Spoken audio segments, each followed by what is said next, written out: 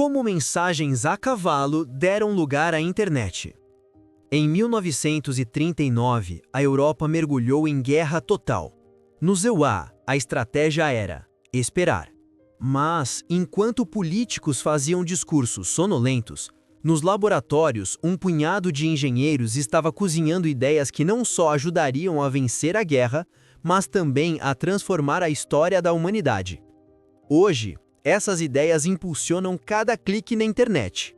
No Bell Labs, um jovem engenheiro recém-saído do MIT, Claude Shannon, passava seus dias tentando embaralhar a fala humana para que espiões alemães não entendessem nada. Mas, à noite, longe da burocracia militar, Shannon trabalhava em algo muito maior, uma teoria que mudaria para sempre a forma como entendemos o que é informação. E, como em toda boa história, ele não começou do zero. Os fundamentos que Shannon usaria já estavam sendo pavimentados por pioneiros como Harry Nyquist e Ralph Hartley, também do Bell Labs. E se puxarmos o fio mais atrás, vamos parar lá no século XVIII, quando a galera ainda dependia de cavalos, fumaça e braços mecânicos no alto de torres. 1794. Revolução Francesa, balões e o WhatsApp da guilhotina. Verão de 1794. Perto da cidade de Lier, dois exércitos colossais se encaram. De um lado, a coalizão austro-holandesa, defensores da monarquia. Do outro, o exército revolucionário francês, que vinha com a energia típica de quem já tinha mandado um rei para a guilhotina e queria exportar o kit liberdade, igualdade e fraternidade. Essa batalha testou a primeira rede de comunicação rápida, como a internet de hoje. Foi nessa batalha que surgiram duas inovações tecnológicas: um balão de reconhecimento, o primeiro uso documentado de vigilância aérea em combate, o drone de 1794, só que de pano, e o semáforo óptico de Claude Shepp, um sistema de torres com braços articulados que podiam ser vistos a quilômetros de distância. Antes, uma mensagem levava um dia inteiro para chegar em Paris. Com o semáforo, o recado ia quase em tempo real, desde que não chovesse, não houvesse neblina e o operador não estivesse cochilando. A genialidade de Shepp foi criar não apenas símbolos visuais, mas também um livro de códigos. Era como a internet, mas de madeira e braços mecânicos. Os braços das torres tinham 92 posições possíveis, e a combinação de dois símbolos consecutivos dava 8.464 mensagens diferentes. Em vez de soletrar letra por letra, era como mandar uma tabela de emojis pré-definidos. Era uma rede nacional, algo como a primeira internet da França, mas com um pequeno detalhe. Qualquer curioso com um binóculo também podia bisbilhotar. Segurança de dados? Só se o inimigo fosse míope. 1820. Ørsted descobre o casamento entre eletricidade e magnetismo. Corta para 1820. O físico dinamarquês Hans Jan Christian Ørsted fazia uma experiência: fio, bateria e uma bússola. Essa descoberta é a base de todos os cabos da internet moderna. A agulha magnética se mexeu cada vez que a corrente passava. Magia? Não, ciência. Ørsted acabava de mostrar que eletricidade e magnetismo eram duas faces da mesma moeda. Esse insight abriu caminho para todas as tecnologias de comunicação elétrica. Em outras palavras, se não fosse Ørsted, você ainda estaria mandando nudes por pombo-correio. 1830, 1844. Morse, Veil e o WhatsApp versão 1.0. Morse era pintor, não cientista. Mas em 1832, durante uma viagem de navio, ouviu de um médico chamado Charles Jackson que eletricidade viajava instantaneamente por fios. O telégrafo foi o primeiro passo para mensagens instantâneas, como o WhatsApp de hoje. Para muita gente, isso seria só conversa de jantar. Para Morse, foi a faísca de uma revolução.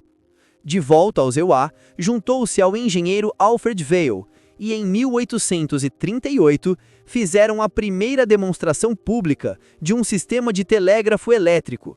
Em vez de braços em torres, agora eram pulsos elétricos, curtos, pontos, e longos, traços. O detalhe genial foi eles perceberem que podiam dar códigos curtos para letras frequentes, como E e T, e códigos longos para letras raras, como Q e Z. Uma espécie de compressão de dados antes mesmo de existir computador. Enquanto isso, na Inglaterra, Cook e Wheatstone criaram um sistema concorrente, cheio de fios e agulhas magnéticas. Era bonito, mas caro e complexo. O de Morse era mais simples, um fio só. Resultado, foi ele quem ganhou o mundo. Em 1844, veio a prova definitiva. Morse, em Washington, enviou uma mensagem para Vail, em Baltimore, comunicação em quase tempo real a centenas de quilômetros de distância. Mensageiros a cavalo oficialmente estavam obsoletos. 1876. O Código Baudot e a Era da Automação. No fim do século XIX, o telégrafo de Morse já era onipresente, mas tinha um problema. Dependia de milhares de operadores humanos, e humano, você sabe, cansa, erra e às vezes bebe no expediente. Baudot trouxe a automação que hoje faz servidores trocarem dados. Foi aí que o francês Émile Baudot inventou o código Baudot, de 5 bits fixos para cada caractere. Isso permitia que máquinas chamadas teleimpressoras transmitissem e imprimissem mensagens automaticamente. Era menos eficiente que o Morse. Todo símbolo tinha o mesmo tamanho independentemente da frequência, mas era muito mais prático.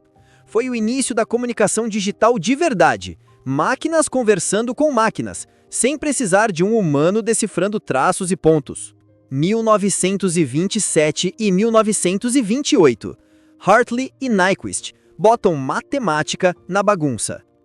Até aqui, todo mundo estava inventando engenhocas, mas ninguém sabia exatamente como medir informação. Hartley e Nyquist criaram as regras por trás da velocidade da internet.